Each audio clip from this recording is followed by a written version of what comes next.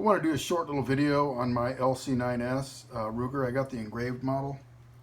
I really like that engraved, but the only thing I didn't like about this thing was the small sights. It's got the real small dot sights. Daytime I would lose them on a bright day, and they're not night sights, so that's my only bitch is that I didn't like the sights on the thing. So I did a little research, and I ended up picking up the True Glow. Looked at some reviews, got some good reviews for day and night. I haven't shot with these yet, but I want to get them out there.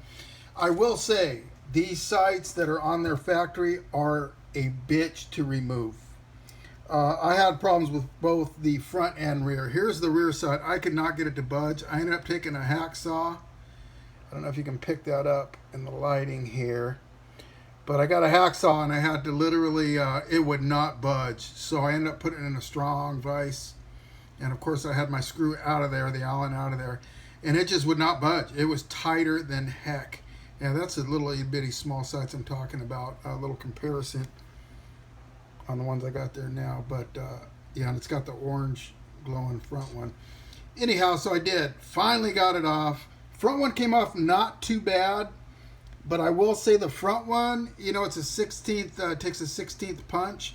I could not get that out of there. I ended up coming with a 16-inch drill on the back side of the slide and coming in and finally getting it free that way. Once that was out of there, it slid off relatively easy. Front side not too bad, rear side was a mother, but I still don't got that pin out of there. Like I said, I come from the back side. I didn't really damage my gun, thank God.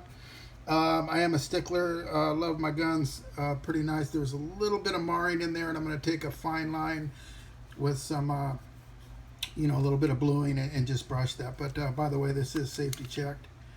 Nothing there, nothing in there. Okay, but I think it's a major improvement on this thing. Sights are awesome. I'll take it to the range today and see how we do. But nice and bright. I think it's a great upgrade to this particular pistol. I love this thing. It's very accurate. Hopefully it's as accurate as it was. I don't see why it wouldn't be. Again, this gun is as accurate as you are. A lot of guys want to drift their sights and so forth.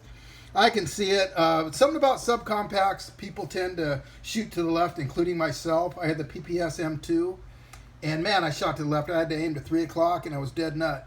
But this one, I was shooting my 40 H&K P30, and I was trying to get as tight groups as possible, and I got them pretty tight. And then I grabbed this thing. I had like a multiple target. I had like 6 targets up there, little 6-inchers about 10 yards away. And I was shooting my H&K. I was really happy with my groups. And believe it or not, I grabbed this thing. This was about a week ago. And my groups were actually a little tighter with this. But I do think it helped, you know, being solid with that 40 and really watching my grip, my trigger and everything. And after grabbing this thing, it was like shooting a 22 LR. So good practice for me, but I will say it was dead nut. So just a heads up. Would I recommend changing your sights out? Not unless you really have to. They're a bitch. Unless you got a guy that really has the golden touch with these things. But as far as mine LC9S, they were tight. That rear sight was a mother. I did get it off without too much damage, basically no damage.